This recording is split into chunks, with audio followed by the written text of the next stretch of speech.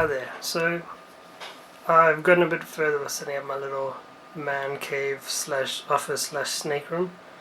So I just thought I'd do a quick update and show everyone what it's like. So this is my computer. The tower is quite small, but there's quite a lot of power packed into there. I got quite a small tower back in the day. Anyway, so in the one half of the room there is my desk and my Raspberry Pi. The reason I'm showing you that is I'll explain that in a bit. And then chair, another chair at the door, so it's a very small room. And then there's my snake rack. Okay, let me show you the snakes. So I've taken over the male ball python's cage and I've now got it for the green tree python. I didn't want to move them into racks, but I decided to do so because I really wanted their cage back. So I've moved the male lesser into this cage. The female small cinnamon is in here, and then the female lesser is somewhere in here. I can take them out in a bit. But what I really want to show off is this cage. So I've taken out the glass in the green tree python cage just to make it easier to see. And so I give you a quick look around. What I've done is I had newspaper in here, and then I found that the humidity wasn't staying high enough, and I've heard conflicting theories on whether or not you should have high humidity or anything like that, but at the end of the day the snake seemed quite dry without that, so more people use high humidity than don't, so I just decided to go for it. So I've got some orchid bark in here.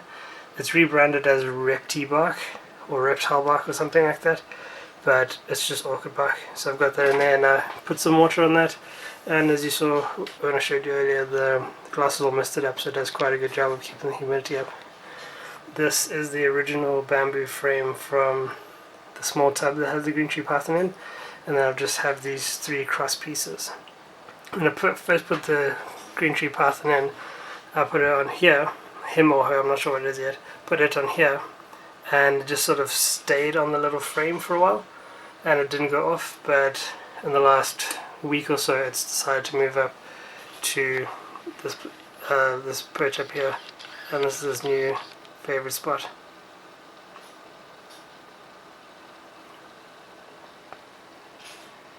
It's growing nicely, it's eating well.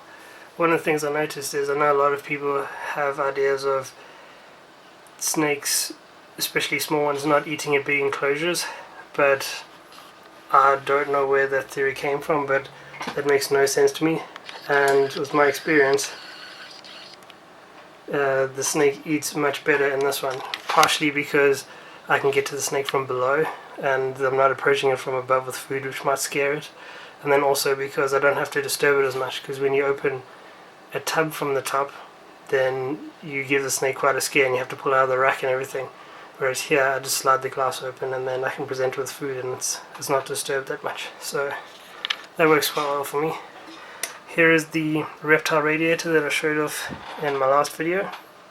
In the last video, the reptile radiator, when I left it on, I thought the thermostat was quite hot, and I got some comments saying that it might burn the snake and I should get a guard and everything, but when it's on the thermostat it's not as hot, so I can touch it for a while before having to remove my hand and sort of thing, so it's not such a big deal and the snake should be fine. And then on top of that, most of the breeders, including Greg Maxwell, who's sort of the authority on green tree pythons, he uses them without the guard, so I'm pretty sure if he can use that on a mass scale, then for my one green tree python it should be fine. So anyway, that's my enclosure. Let me just put some light on here and you can see better how everything's going. So it's just a normal, the thing was a Viv Exotic enclosure. It's 60 centimeters wide by 45 high and 45 long.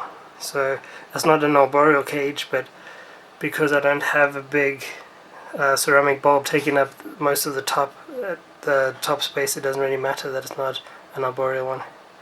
I've got two water dishes at the back just because I don't know why the heck not, I had two of them and I wanted to put a bigger one in, but I already had that one, and all the times I've seen it drinking, it seems to be out of the small one, so I thought might as well keep the small one.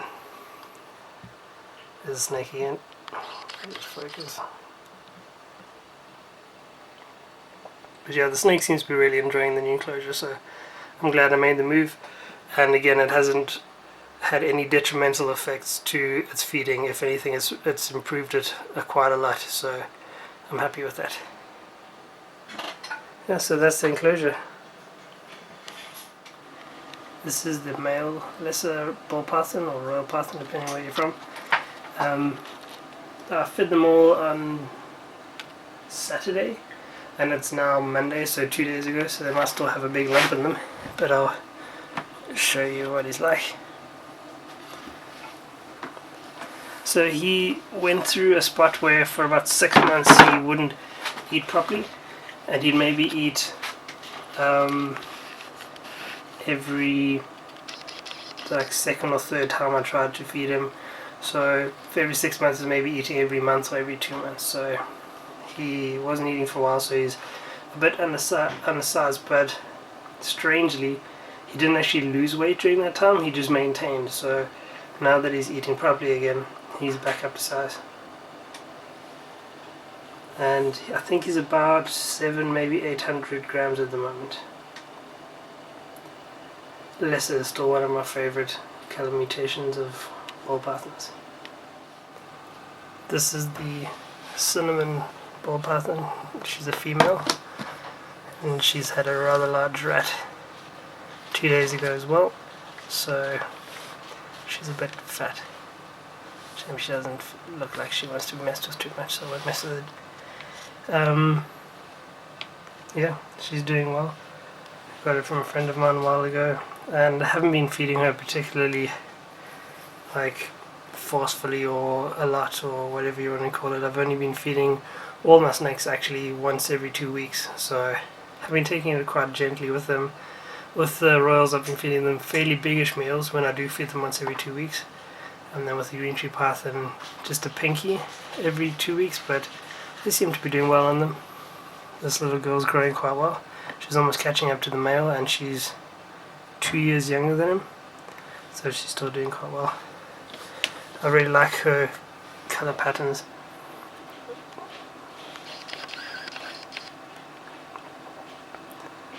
When I first saw sort of the cinnamon ball python mutation, I wasn't that impressed because they just look like normals, but when I saw her, then I thought, no, she's different. I had to get her. And the thing I like is, you see on the side of her head she has very, very reduced pattern, so it's just sort of like a brown head with very, very light eyebrows there, and then down her back as well there's large spots where there isn't any of that striping. Yep, she's one of my favorites, and then she's just a cool snake as well. Besides all her color mutation and everything, they're cool pets. Apologies for the newspaper. I don't actually read it, I just go down to the local newsagent and just buy it so my snakes can poo in it. This is my last snake. It's my female lesser royal python. She is the biggest snake that I have, even though she's not the oldest. The male's the oldest, but she's much bigger than him. She also has a bit of a lump here because she ate a big rat.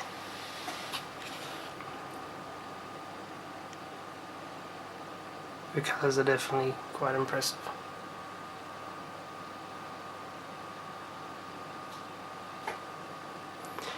She's about 1,200 grams or 1.2 kgs at the moment, so she's sort of bordering on breedable size, but I'd rather not chance it. I'd rather leave her, see if she wants to breed next year.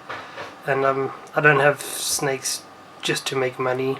Like, if I do cover some costs in the meantime, that's great, but I like snakes because they're awesome pets, so I'm in no rush to breed the royals or anything really. I'm just keen to have them as cool pets and want to make sure that they're well looked after.